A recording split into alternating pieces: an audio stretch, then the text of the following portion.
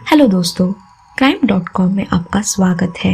1 फरवरी 2025 को बिहार की एक 17 वर्षीय स्नेहा सिंह कुशवाहा के परिवार को खबर मिलती है कि उनकी बच्ची अब नहीं रही और कमरे में उनकी बेटी की फंदे से लटकती हुई लाश मिली है।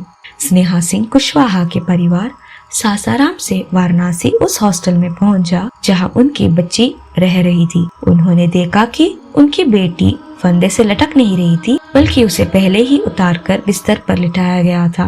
स्नेहा के परिवार का आरोप है कि उनकी बेटी ने आत्महत्या नहीं की है, बल्कि उसके साथ बलात्कार किया गया है और फिर उसकी हत्या करी गई है। उनकी बेटी के साथ क्या हुआ है? क्या उसने आत्महत्या की या उसकी हत्या की गई? आइए जानते हैं crime.com में। बिहार के सासाराम जिले के तकिया वार्ड संख्या 11 निवासी सुनील सिंह की 17 वर्षीय पुत्री स्नेहा सिंह कुशवाहा पढ़ाई में बहुत होशियार थी। वो अपने माता पिता के साथ रहती थी और उनकी स्कूली शिक्षा सासाराम में ही हुई थी। अपनी स्कूली शिक्षा के दौरान स्नेहा ने अपनी पढ़ाई में कई मेडल जीते थे। अब वो 12वीं कक्षा में पहुंच गई थी और उसका सपना था कि वो आगे पढ़ाई करे और मेडिकल में अपने कोर्स करे। बेटी पढ़कर कुछ बनना चाहती थी और अपने माँ बाप का नाम रोशन करना चाहती थी, इसलिए उसने अपने माता पिता से कोचिंग क्लासेस में दाखिला लेने की अनुमति मांगी ताकि वो आगामी मेडिकल प्रवेश नीट परीक्षा के लिए खुद को तैयार कर सके। स्नेहा के पिता सहमत हो जाते हैं। आजकल देखा जाए तो बहुत कम लोग हैं जो अपनी बेटियों को बाहर पढ़ने के लिए भेजते हैं। कई लड़कियां घर से ही पढ़ाई करना पसंद करती हैं। फिर भी साल 2023 में स्नेहा को उत्तर प्रदेश के वाराणसी के दुर्गाकुंड इलाके में स्थित एक कोचिंग सेंटर में भेज देते हैं। स्नेहा ने मेडिकल प्रवेश नीट परीक्षा की तैयारी के लिए अपनी कोचिंग क्लास शुरू की और वो उत्तर प्रदेश के वाराणसी के बेलूपुर इलाके में रामेश्वर गर्ल्स हॉस्टल में एक कमरा ले लिया। 2 साल बीत गए। स्नेहा अपनी क्लासेस और पढ़ाई से खुश और संतुष्ट थी। स्नेहा को हॉस्टल में कभी कोई परेशान नहीं हुई। सभी लड़कियां एक ही हॉल में एक साथ नहीं रहती थी और सभी के अपने अपने अलग कमरे थे। कुछ महीने पहले स्नेहा ने एक बार अपनी माँ को फोन कर बताया कि हॉस्टल के मालिक का बेटा उसे अजीब नजरों से देखता है और हंसता है। स्नेहा ने बताया कि वह न सिर्फ उसे अजीब नजरों से देखता है, बल्कि बाकी सभी लड़कियों को भी देखता है। स्नेहा की माँ ने उसे सांत्वना देते हुए कहा कि कुछ लोगों की आदतें बहुत अजीब होती है, तुम उस पर ध्यान मत दो, अपनी पढ़ाई पर ध्यान दो, क्योंकि बहुत सारी लड़कियां इस हॉस्टल में कई सालों से रह रही है, इसलिए कोई दिक्कत नहीं होगी। फिर आती है 31 जनवरी। स्नेहा देर रात तक अपनी माँ से बात करती है। सब कुछ सामान्य था। स्नेहा बहुत उत्सुक थी कि उसके पिता अगले दिन उससे मिलने आ रहे हैं। वो खुशी से अपनी माँ से भी अपने पिता के साथ आने के लिए बोलती है। रात के दौरान उसके माता पिता ने स्नेहा को अपने कल आने के बारे में बताने के लिए फोन किया, लेकिन स्नेहा फोन नहीं उठा रही थी।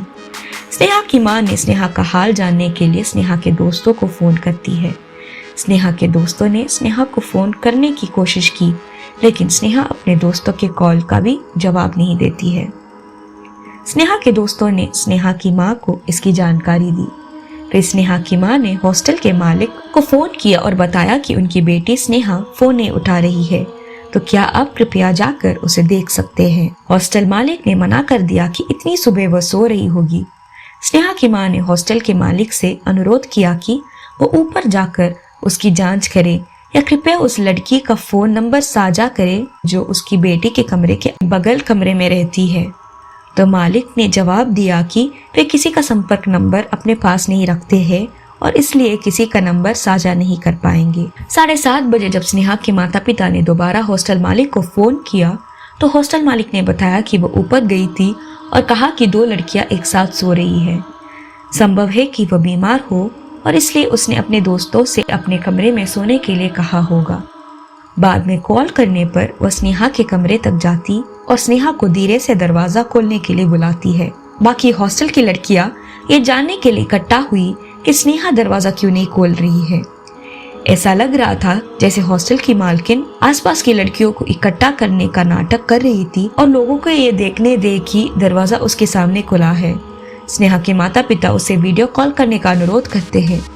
हॉस्टल मालिक ने मना कर दिया और जैसे ही स्नेहा के माता पिता ने ये बात बताई तो हॉस्टल मालिक ने फोन काट दिया। अगली सुबह को खिड़की के ग्रिल से स्नेहा की लटकती हुई लाश मिलती है। अपनी बेटी के निधन की खबर सुनकर स्नेहा के माता पिता सासाराम से वाराणसी उस हॉस्टल में पहुंचते हैं। तब तक उनकी बेटी का शव पोस्टमार्टम हाउस के अंदर चला गया था। स्नेहा के माता पिता पोस्टमार्टम से पहले अपनी बेटी के लाश को देखना चाह रहे थे तो उन्हें देखने भी नहीं दिया गया।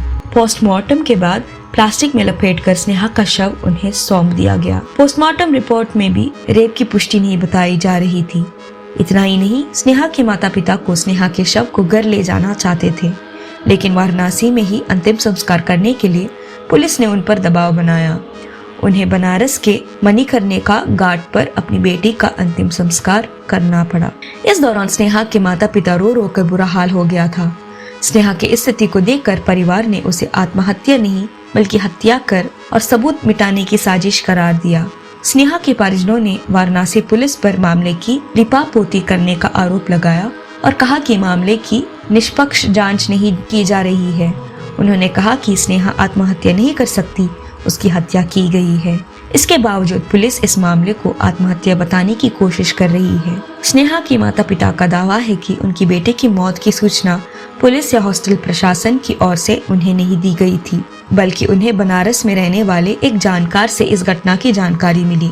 जब परिवार हॉस्टल पहुंचा तो देखा स्नेहा का शव फंदे से लटका नहीं था, बल्कि उसे पहले ही नीचे उतारकर बेड पर लेटा दिया गया था। परिजनों के अनुसार पुलिस ने जल्दबाजी में शव को पोस्टमार्टम कराया और बिना परिजनों की अनुमति के अंतिम संस्कार तक का दबाव डाला गया। आइए जानते हैं वाराणसी पुलिस का क्या कहना है।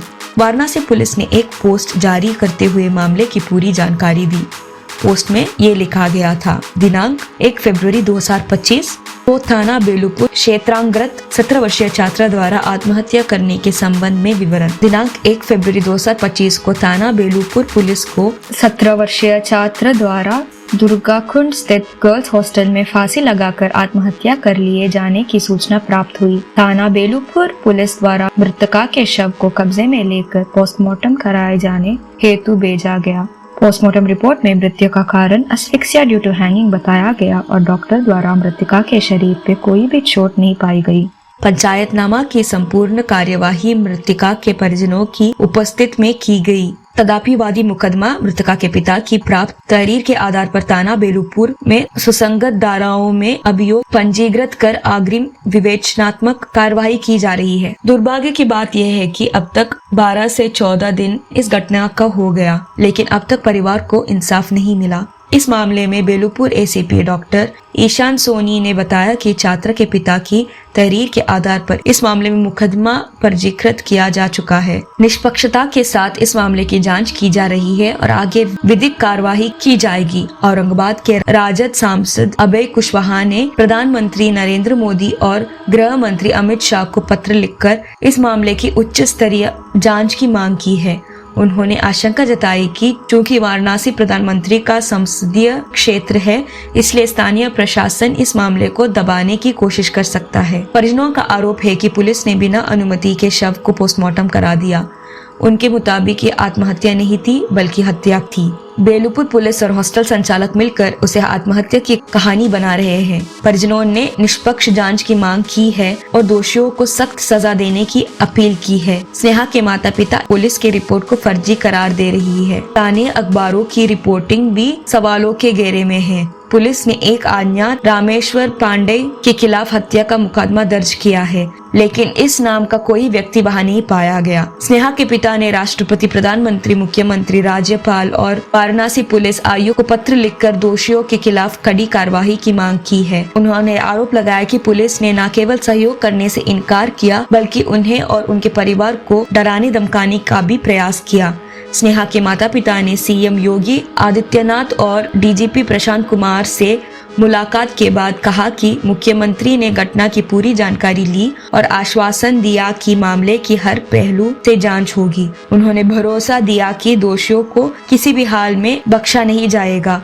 स्नेहा की मां ने सीएम और डीजीपी के समक्ष बेलूपुर चौकी इंचार्ज एसएचओ और सर्किल पुलिस उपायुक्त की भूमिका पर सवाल उठाते हुए उनकी निलंबन भी मांग की। उन्होंने कहा कि पुलिस की लापरवाही के कारण उन्हें न्याय मिलने में देरी हो रही है। डीजीपी प्रशांत कुमार ने तत्काल वाराणसी पुलिस कमिश्नर मोहित अग्रवाल को फोन कर घटना की निष्पक्ष जांच करने और जल्द से जल्द पर्दाफाश करने की निर्देश दिए। उन्होंने ये भी कहा कि पूरे घटनाक्रम की सीन रिक्रिएशन कराकर हर बिंदु की जांच की जाएगी।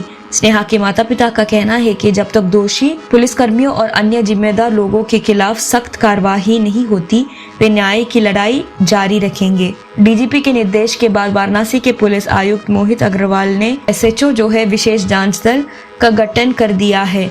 एसएचओ की अध्यक्षता अपर पुलिस आयुक्त काशी जॉन टी सरवन कर रहे हैं। इसमें सहायक पुलिस आयुक्त बेलूपुर और क्राइम ब्रांच प्रभारी को भी शामिल किया गया है। पुलिस आयुक्त ने स्नेहा के पिता से बात कर न्याय दिलाने का भरोसा दिया है। एसएचओ ने अभी तक मृतका के परिजनों का ना तो बयान लिया है और ना ही उन्होंने हॉस्टल में रहने वाली दूसरी लड़कियों से बातचीत की है। इस मामले में पुलिस अधिकारी कुछ भी बयान देने से बच रहे हैं और स्नेहा के मौत के मामले के टंडा करने की कोशिश करते नजर आ रहे हैं। समाजवादी पार्टी के राष्ट्रीय अध्यक्ष अखिलेश यादव ने इस मामले पर ट्वीट कर निष्पक्ष जांच की मांग की है। पूर्व नेता प्रतिपक्ष स्वामी प्रसाद मौर्य ने इस घटना पर गहरी संवेदना व्यक्त करते हुए कहा कि बेटियों के साथ हो रही ऐसी घटनाएं बेहद दुखद और निंदनीय हैं। उन्होंने मामले की उच्च स्तरीय जांच की मांग की। बिहार के सासाराम से संवेद मनोज कुमार और यूपी के आंवला से सांसद नीरज मौर्य ने इस मामले की निष्पक्ष जांच और दोषियों पर कठोर कार्रवाई की मांग की है। बिहार के राज्यसभा सांसद उपेंद्र कुशवाहा ने भी मृतका के परिजनों से मुलाकात कर न्याय दिलाने का आश्वासन दिया। बिहार के पूर्णिया से निर्दलीय सांसद पप्पू यादव ने मृतका के परिजनों से मुलाकात कर उन्हें ढांढस बंधाया और कहा कि वे इस मामले को संसद में उठाएंगे। पूर्व मंत्री और विधान पार्षद भगवान सिंह कुशवाहा, राजद विधायक राजेश गुप्ता, फतेह बहादुर सिंह समेत कई नेताओं ने पीड़ित परिवार से मुलाकात की। इस घटना के बाद कुशवाहा समाज समेत अन्य सामाजिक संगठनों ने स्नेहा को न्याय दिलाने के लिए एकजुटता दिखाते हुए सीबीआई जांच की मांग की है। स्नेहा सिंह कुशवाहा की संदिग्ध मौत का मामला अब तक बड़ा आंदोलन बन चुका है। उत्तर प्रदेश से लेकर बिहार तक लोग सड़कों पर उतरकर न्याय की मांग कर रहे हैं।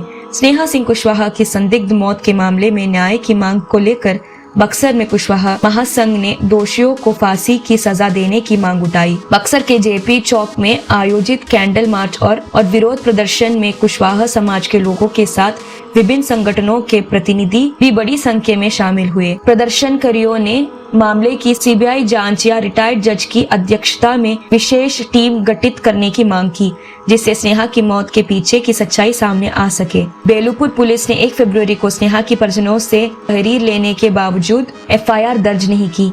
जब मामला तूल पकड़ने लगा तब 10 फरवरी की रात हॉस्टल संचालक के खिलाफ धारा 103(1) के तहत हत्या का मुकदमा दर्ज किया गया। सवाल उठाता है कि आखिर बनारस पुलिस ने परिजनों को बेटी के शव से दूर क्यों रखा? क्यों जबरदस्ती वाराणसी में ही अंतिम संस्कार करने के लिए दबाव डाला गया? आखिर क्यों बिहार में उठ रहे विरोध और सियासी हलचल के बाद ही केस दर्ज किया गया? स्नेहा की संदिग्ध मौत के बाद ये सवाल उठाना लाजमी है कि वाराणसी में लड़कियों के लिए बने हॉस्टलों की कोई नियामक व्यवस्था क्यों नहीं है? आखिर कब तक लड़कियों को असुरक्षित माहौल में रहने को मजबूर होना पड़ेगा? स्नेहा की मौत एक चेतावनी है कि यदि प्रशासन अब भी नहीं जागा तो ऐसी घटनाएं बार बार दोहराई जाएंगी। बनारस के लोग और बिहार के छात्र संगठन अब स्नेहा को न्याय दिलाने के लिए सड़क पर उतर चुके हैं। सवाल यही है, क्या इस मामले में सच्चाई सामने आएगी या एक और अनसुलझी फाइल बनाकर टंडे बस्ते में डाल दिया जाएगा? इस पूरी कहानी को लेकर आपकी क्या राय है, उसे कमेंट बॉक्स में जरूर बताइए। अगर आपको ये वीडियो पसंद आया है तो कृपया इसे लाइक करें, शेयर करें और अगर आपने अब तक सब्सक्राइब नहीं किया है तो प्लीज हमें सपोर्ट करें और इस चैनल को सब्सक्राइब करें। हमारे नए वीडियो की सूचना प्राप्त करने के लिए कृपया नोटिफिकेशन बेल आइकॉन पर क्लिक करें। मिलते हैं अगली वीडियो में। धन्यवाद।